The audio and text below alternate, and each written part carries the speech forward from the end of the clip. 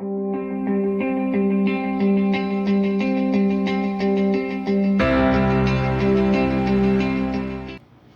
guys, it's me again. This is lecture number 4.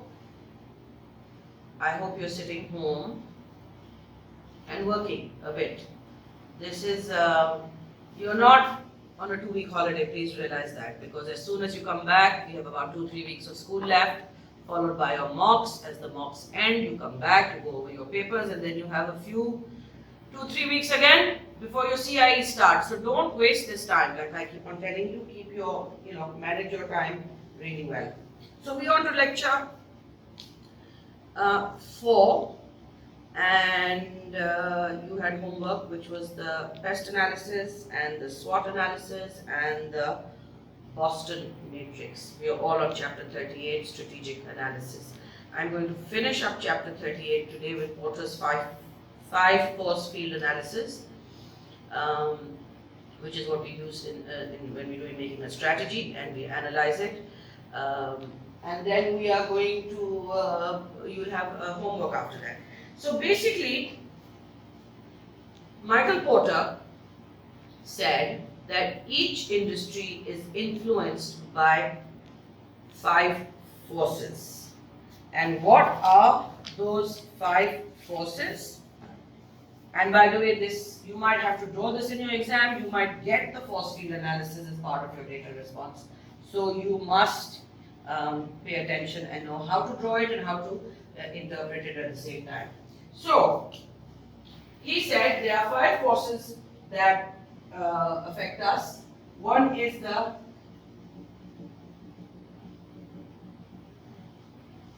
supplier power.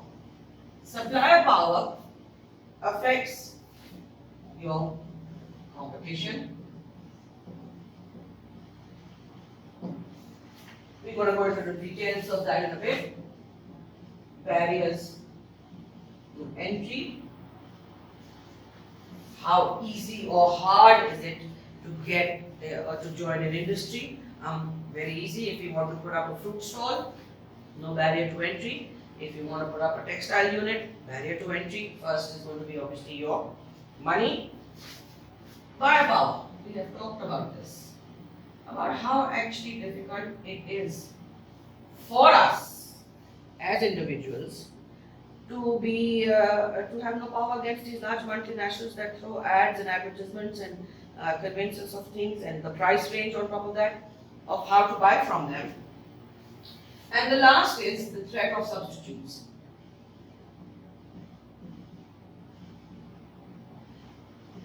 Threat of substitutes. So basically, Porter's 5 force field analysis, 1, 2, 3, 4, 5 force fields come together and basically tell us that each industry is influenced by 5 forces. To understand an industry, we can use these 5 forces to understand where we stand. Obviously, this works along with along with PEST, and helps us with different types of audits. So, we start off with the company Dell. You know Dell makes computers, and Dell looked at what were the barriers to entry. Well, you could have different barriers to entry. One is economies of scale. The fact that Unilever makes such cheap, their shampoos are competitive in price, but they have such low price for the simple reason that they've achieved economies of scale. Secondly, technology. What is the technology that you need? Automated plants, very expensive. Distribution channels. If you see on your way to school in the morning, you'll see the Dawn or the Big Parlor van driving around distributing fresh bread to all the little supermarkets and general stores. That is your distribution channel. And the larger you get, you have a bigger distribution channel. And actually now pharmaceuticals employ one company which will be part of their supply chain network, but it will be an independent company. This is where we talk about the concept of outsource. And then this company will deliver your medicines somewhere all over Pakistan. You will be able to find Panadol all the way to the China border or the Afghan border. Barriers to entry, patents. Obviously, there's a patent, you cannot enter that industry pretty much.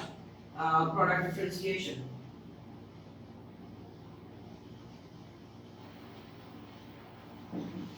So, those are your barriers to entry. The buyer power. So, basically, the buyer power is looking at the fact that there are many buyers or few buyers. Very simple. What does this mean? In the Punjab, when Nestle packets milk, they have gone to all the small farms there and said, they've given them a quota that I want 100 liters from your little farm. Those little farms they have only one buyer for their milk. So their milk, their cows and their buffaloes, they have only one buyer in that area for Nestle milk. So the fewer buyers, that guy can also actually distort your market, and he has like a monopoly power over his suppliers. Cost of switching suppliers, and how easy is it to buy from other suppliers. Right? So, what is the power of suppliers?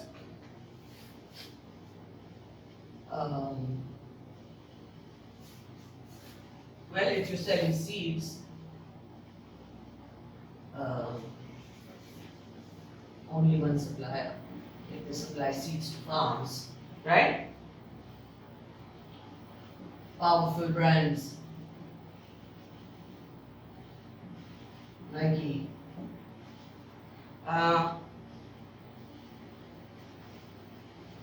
suppliers can forward integrate. Who makes coffee? Nescafe. I don't think Nescafe has any of its own cafes, but it can, because they're the suppliers. Customers are powerless, and we have discussed this. You never go into a supermarket and tell them mujhe Coke sastne ka do. What is the threat of substitutes? Block all my 5 courses.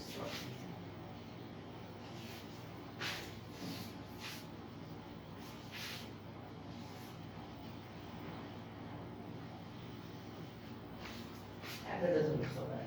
The threat of substitutes.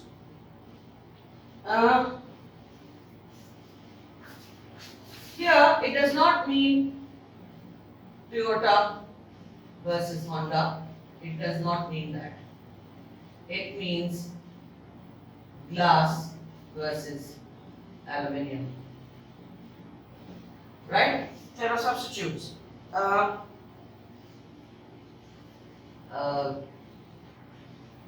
Bus versus swivel / airlift. The new form of transport available. So, the threat of substitutes and what percentage of income your good is taking. And then we have your comparative rivalry in the middle. Competition is always going to be high when there are a lot of firms and it's easy to enter. So basically we say this is going to be mostly with your homogeneous products, the fruit market, the vegetable market, clothing industry, very easy to enter, many alternatives, lots of substitutes. Competitive rivalry will be very high where suppliers have power, all the buyers have much power. Basically, what does that mean? If buyers have power, where Khadi is concerned. So, there's rivalry between firms, and when there are a large number of firms, high fixed costs and slow market goods. So, So markets that have slow growth will have to eat into their competition to take over the market. And we see red apple over the last 25 years was eaten into by hot and spicy. I've said do not discount these as small businesses because their monthly turnover is in a couple of crores if not more. So how does Porter's 5 force field analysis work as a business strategy? One, it helps you to analyze new markets. It lets you see should you enter or not, and it helps you look at the probability of markets. You can analyze your existing markets to say, do we stay in these markets or should we move on? When you understand the competition within and outside, you can make different decisions. One is product differentiation. So your auto car makers are now testing hybrid cars. You can buy all your competitors. Exxon taking over Shell to reduce rivalry. Moving into new markets, like Nestle has started doing vegan chocolate for the people who, I don't know what vegans really eat, but going into the vegan market because they don't obviously eat the chocolate that we like to eat, the regular chocolate. Communication and collusion. Collusion is when firms come together and decide on strategy. Like we know that Coke and Pepsi is exactly the same price, not because of their cost structures, but because they have colluded. All the 5 milks that exist in Pakistan, Nestle, Halib, Olpers, Dayfresh, I can never remember the 5th name, Noorpur, all have the same price. They all vary by 4-5 rupees. So, when we evaluate the 5 force field model,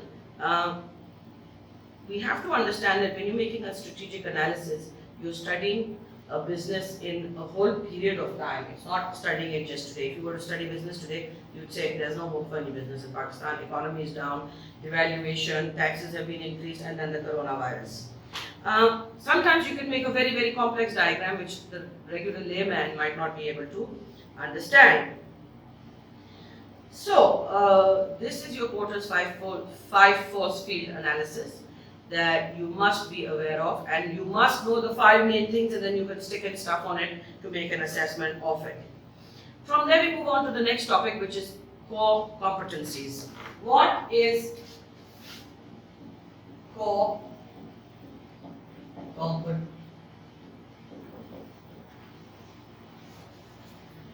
At your core, what you are good at. Something that gives you a core advantage over everybody else. Your consumers must be, for it to be a core competency or a core product, you give more benefit or more variety of products to your customers.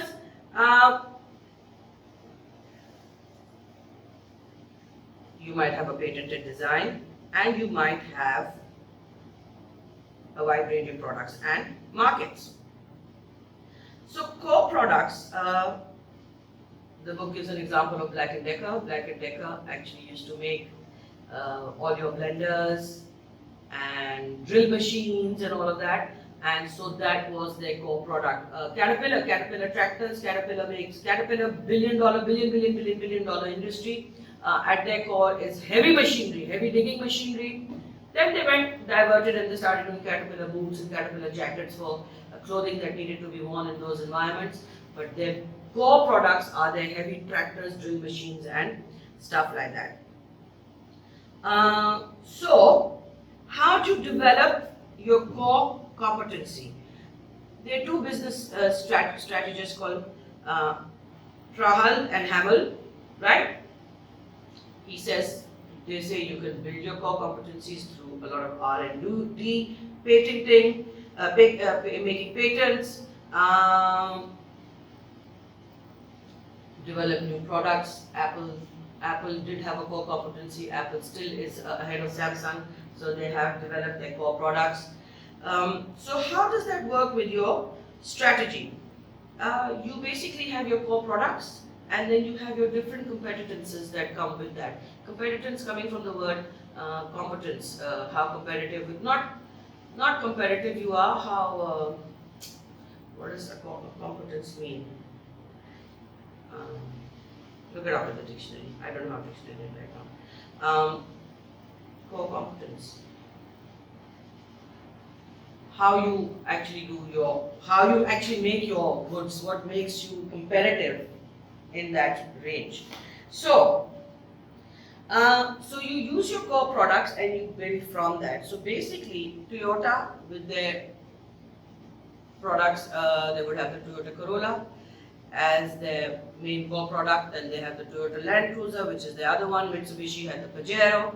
So these are their core products, and then they have separate teams, and then you study your products with those teams, and where you do your strategic analysis of where you are situated at that stage and time.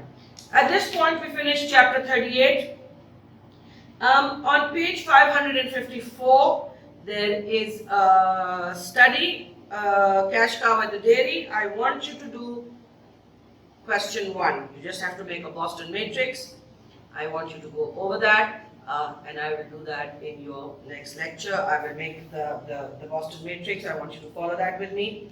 And then I want you to do worksheet 38. There is your worksheet 38. I will do the answers in the next lecture of these two things. Please, your SWOT, PEST, Boston matrix, very, very important that you do these analysis and have them ready for when we resume classes on the 16th. This is when I'm going to end your 4th lecture, which is chapter 38. Homework, cash cow at the dairy, do the first question. Worksheet 38, finish your worksheet. And obviously SWOT, Boston and PEST have to be done. And I will now chat with you when we do your next lecture, which will be lecture number 5. Bye.